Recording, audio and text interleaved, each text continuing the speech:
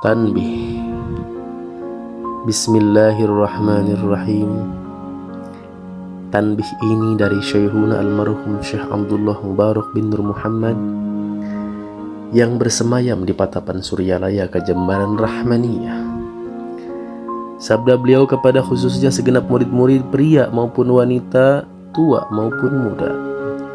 Semoga ada dalam kebahagiaan, dikaruniai Allah subhanahu wa ta'ala kebahagiaan yang kekal dan abadi. Dan semoga tak akan timbul keretakan dalam lingkungan kita sekalian.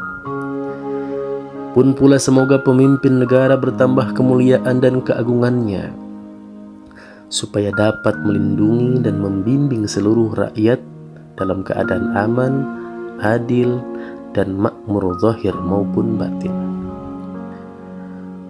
Pun kami tempat orang bertanya Thariqah Qadiriyah Naqsabandiyah menghaturkan dengan tulus ikhlas wasiat kepada segenap murid-murid. Berhati-hatilah dalam segala hal, jangan sampai berbuat yang bertentangan dengan peraturan agama maupun negara. Taatilah kedua-duanya tadi sepantasnya. Demikianlah sikap manusia yang tetap dalam keimanan, tegasnya dapat mewujudkan kerelaan terhadap hadirat ilahi Rabbi yang membuktikan perintah dalam agama maupun negara. Insyafillah, hai murid-murid sekalian, janganlah terpaut oleh bujukan nafsu, terpengaruh oleh godaan syaitan.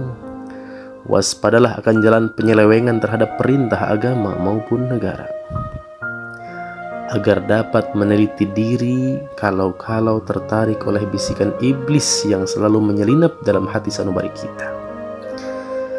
Lebih baik buktikan kebajikan yang timbul dari kesucian. Pertama, terhadap orang-orang yang lebih tinggi daripada kita, baik zahir maupun batin, harus kita hormati. Begitulah seharusnya hidup rukun dan saling menghargai. Kedua, terhadap sesama yang sederajat dengan kita dalam segala-galanya, jangan sampai terjadi persengketaan. Sebaliknya harus bersikap rendah hati, bergotong royong dalam melaksanakan perintah agama maupun negara. Jangan sampai terjadi perselisihan dan persengketaan. Kalau kita terkena firman-Nya azabun alim, yang berarti duka nestapa untuk selama-lamanya dari dunia sampai akhirat. Badan payah, hati susah. Ketiga, terhadap orang-orang yang keadaannya di bawah kita, janganlah hendak menghinakannya atau berbuat tidak senonoh. Bersikap angkuh, sebaliknya harus belas kasihan dengan kesadaran, agar mereka merasa senang dan gembira hatinya. Jangan sampai merasa takut dan liar, bagaikan tersayat hatinya. Sebaliknya harus dituntun, dibimbing dengan nasihat yang lemah lembut, yang akan memberi keinsyapan dalam menginjak jalan kebaikan.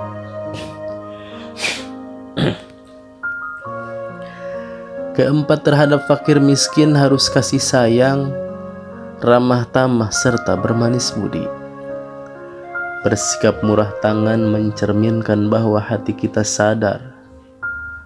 Coba rasakan diri kita pribadi, betapa pedihnya jika dalam keadaan kekurangan. Oleh karena itu, janganlah acuh tak acuh, hanya diri sendiri yang senang. Karena mereka jadi fakir miskin itu bukan kehendak sendiri, namun itulah kodrat Tuhan. Demikianlah sesungguhnya sikap manusia yang penuh kesadaran. Meskipun terhadap orang-orang asing, karena mereka itu masih keturunan Nabi Adam alaihissalam. Mengingat ayat 70 surat Al-Isra yang artinya, sangat kami muliakan keturunan Nabi Adam, kami sebarkan segala yang berada di darat dan di lautan, dan kami berikan mereka rezeki dari yang baik-baik. Juga kami mengutamakan mereka lebih utama dari makhluk lainnya. Kesimpulan dari ayat ini, bahwa kita sekalian harus saling menghargai. Jangan timbul kekecewaan, mengingat surat Al-Maidah yang artinya hendaklah tolong menolong dengan sesama dalam melaksanakan kebajikan dan ketakwaan, dan sungguh-sungguh terhadap agama maupun negara. Sebaliknya, janganlah tolong-menolong dalam berbuat dosa dan permusuhan terhadap perintah agama maupun negara. Adapun soal agama, itu terserah agamanya masing-masing, mengingat surat Al-Kafirun ayat 6, agamamu untuk kamu, agamaku untuk aku. Maksudnya jangan terjadi perselisihan. Wajiblah kita hidup rukun dan damai, saling harga menghargai. Tetapi janganlah sekali-kali ikut campur. Cobalah renungkan pepatah leluhur kita. Hendaklah kita bersikap budiman, tertib dan damai. Andaikan tidak demikian, pasti sesal dahulu pendapatan, sesal kemudian tak berguna. Karena yang menyebabkan penderitaan diri pribadi itu adalah akibat dari amal perbuatan diri sendiri.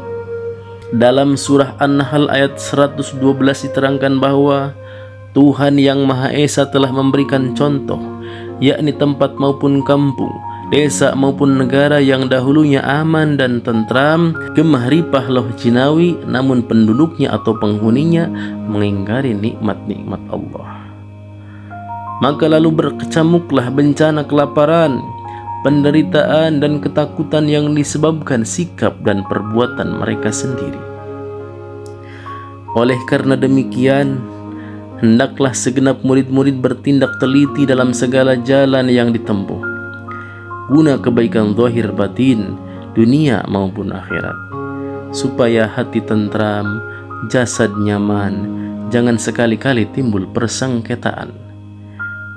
Tidak lain tujuannya budi utama, jasmani sempurna, cager bager. Tiada lain amalan kita thariqah qadiriyah naqsabaniyah, amalkan sebaik-baiknya guna mencapai segala kebaikan, menjauhi segala kejahatan zahir batin yang bertalian dengan jasmani maupun rohani, yang selalu diselimuti wujukan nafsu, digoda oleh perdaya syaitan. Wasiat ini harus dilaksanakan dengan saksama oleh segenap murid-murid agar supaya mencapai keselamatan dunia dan akhirat. Patapan Suryalaya 13 Februari 1956. Wasiat ini disampaikan kepada sekalian ikhwan. Tertanda Kiai Haji Ahmad Swahibul Wafa Tajul Arifin. Rangkaian mutiara.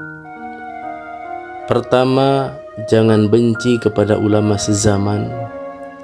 Dua, jangan menyalahkan kepada pengajaran orang lain. Tiga, jangan memeriksa murid orang lain. Empat, jangan merubah sikap meskipun disakiti orang. Lima, harus menyayangi orang yang membenci kepadamu.